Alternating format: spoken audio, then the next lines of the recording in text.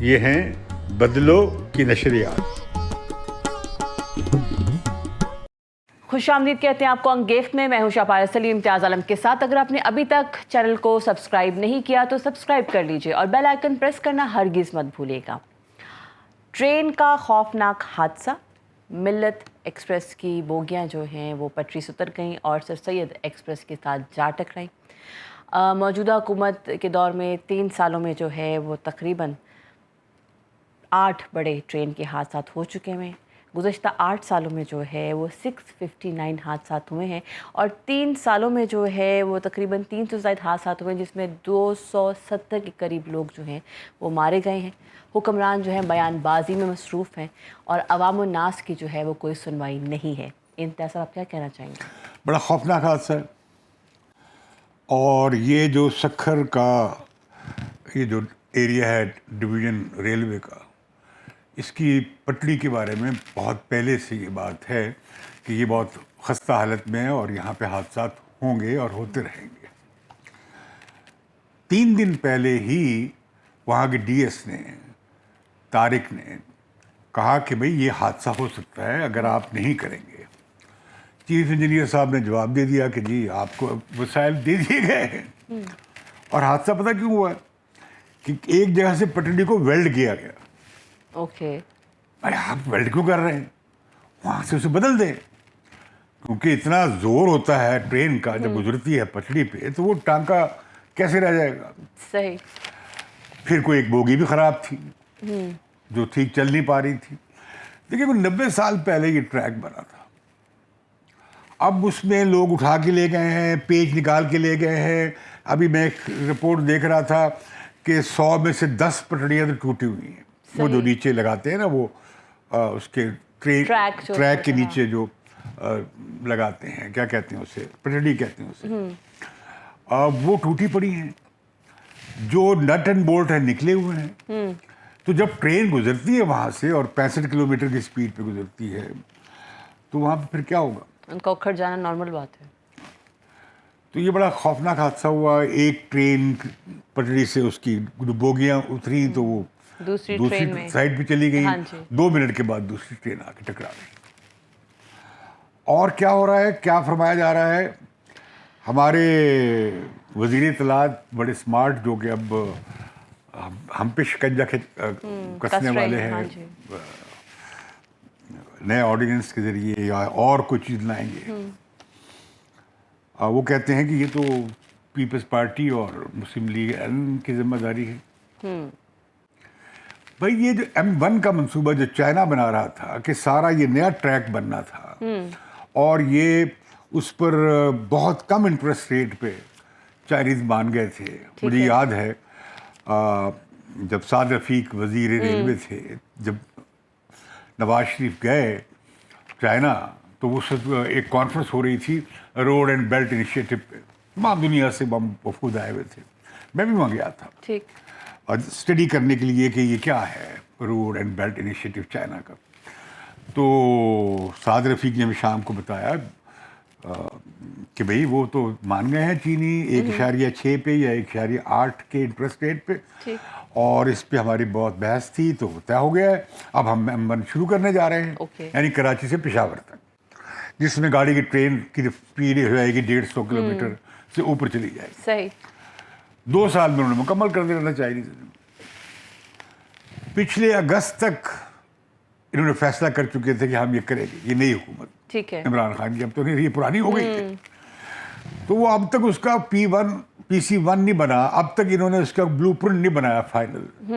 لہٰذا چائنیز جو امداد کمیٹڈ ہے سی پیک کے تحت، اس سے فائدہ نہیں لیا گیا. اب یہ جو ٹریک جو 90-100 سال پہلے بنا تھا، یہ میں آپ کو دلچسپ بتاؤں کہ اس پہ کل برطانیہ کا اس ساری ریلوے پہ سب کانٹیننٹ کی 28 ملین پاؤنڈ خرچ ہوئے تھے. اوکے. یعنی اس زمانے میں، اب 28 ملین ڈالر کچھ بھی نہیں ہے اس زمانے کی اس بات. زمانے میں. اور یہ کہ وہ کہاں سے کہاں تک ٹریک ڈالا انہوں نے، چمن کے بارڈر تک. صحیح. آپ کو معلوم ہے کہ پارٹیشن کے بعد یا آزادی کے بعد اس ٹریک میں جو برطانیہ بچھا کے گیا تھا برٹش امپیریلسٹ، اس میں کمی واقع ہوئی. اوکے. بہت ساری لائنیں بند کر دی گئی ہیں، صحیح. بہت ساری ٹرینیں اور روٹس ختم کر دیے گئے تھے، اور جنہیں کہا گیا جی غیر منفرد بخش. وہاں سے لوگ لائنیں اٹھا کے لے گئے ہیں، ریلوے اسٹیشن کے غائب ہو گئے ہیں، ان کی اینٹیں اٹھا کے لے گئے ہیں، ان کے گارڈر اٹھا کے لے گئے ہیں، بالکل نام و نشان نہیں رہا. اور یہ ایوب خان کے زمانے میں معاملہ شروع ہوا، جب یہ جو پرائیویٹ بسز اور پرائیویٹ ٹرانسپورٹ والے آئے اور پرائیویٹ ٹرکرز جو تھے، وہ لائسنس سسٹم آیا، ان کے مفاد میں ریلوے کو ڈاؤن کیا جانے لگا تاکہ ان کو فائدہ ہو سکے پرائیویٹ. تاکہ وہ متبادل کے طور پہ سامنے آ سکے.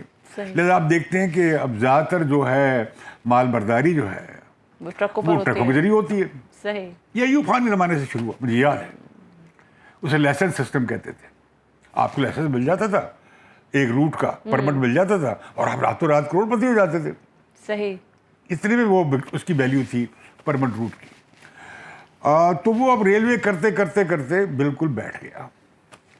اب انڈیا میں ریلوے کو انہوں نے ایکسپینڈ کیا، بلڈ کیا، منافع میں ہے، اور وہ سب سے ایفیشینٹ ذریعہ ہے انڈیا میں ٹرانسپورٹ کا، اور سستا ترین اور بڑا آرام دہ. میں نے سفر کیا ہے انڈیا میں ٹرین سے، کیا اچھی ٹرین چلتی ہے وہاں پہ. ہم وہی ریلوے سسٹم ہے، یہاں بھی وہی سسٹم ہے. یہاں بیٹھ گیا. امتیاز صاحب، ہمارے طبیعتیں ایسی کیوں کہ ہم اپنے ہی ملک کو نقصان پہنچاتے ہیں؟ جیسے آپ نے مسئلہ یہ ہے کہ ہم پبلک پراپرٹی کا احترام نہیں کرتے. ہم سمجھتے ہیں وہ مال حرام ہے، مال غنیمہ ہے. صحیح. تو لہٰذا یہ آپ دیکھیں وہ کیا کر رہے ہیں. وہ کہہ رہے ہیں کہ پچھلی حکومت کی ذمہ داری. بھائی آپ 3 سال سے حکومت میں ہیں، اب تک M1 جو ہے مکمل ہونے والا ہوتا اگر آپ نے پہلے دن سے اسے اٹھایا ہوتا. معاملات تو نواز شریف گورنمنٹ میں طے ہو گئے تھے. اچھا اب کیا ہوتا ہے کہ جب اب تو چونکہ M1 بن رہا ہے تو لہٰذا ہم پرانے ٹریک کو ٹھیک کیوں کریں.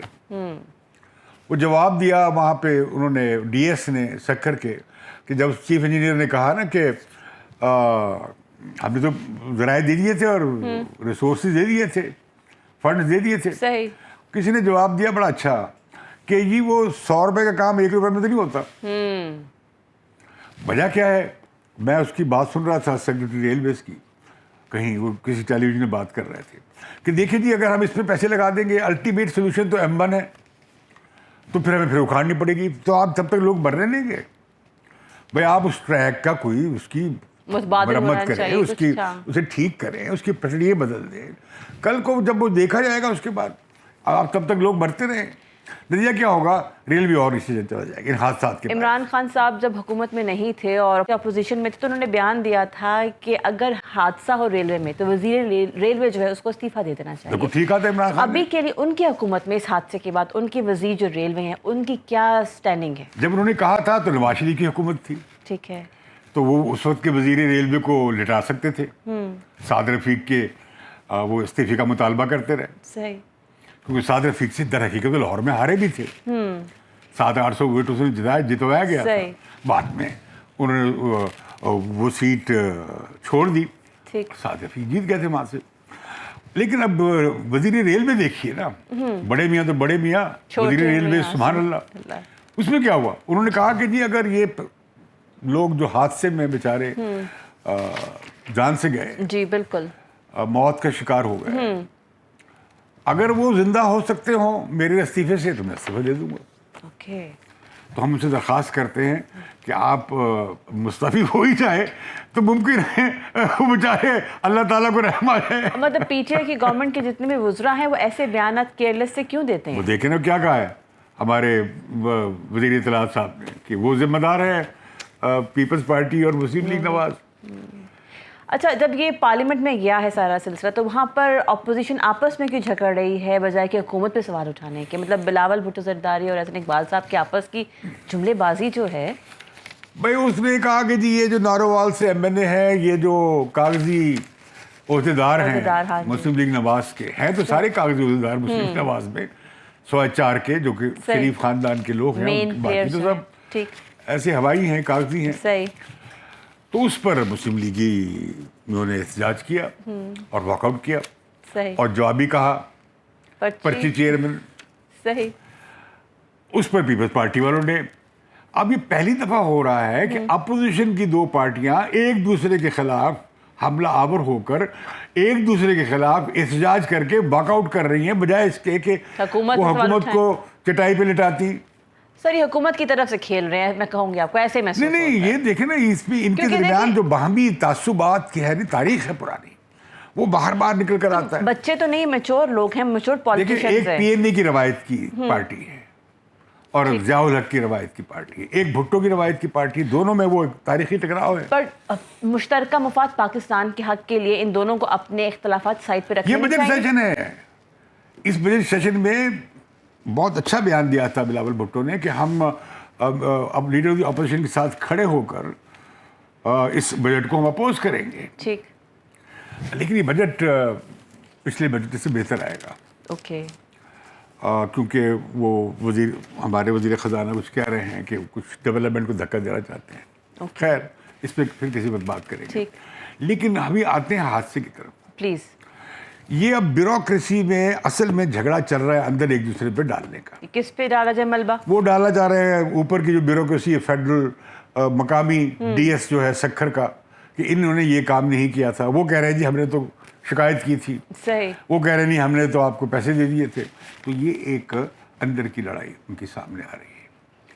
असल बात क्या है कि रेलवे खसारे में है और रेलवे की मेंटेनेंस के लिए भी पैसे नहीं है, ओके, और इंतज़ार हो रहा है M1 का, यानी जो चाइना के साथ मिलकर। लेकिन अब उसका ब्लूप्रिंट आप कह रहे हैं कि वो तो अप्रूव नहीं हुआ। वो तो ये देखें ना, ये तो अभी तक इन्होंने कुछ उस पर पिछले अगस्त में फैसला कर चुके थे, फिर भी ये कुछ नहीं कर सकते।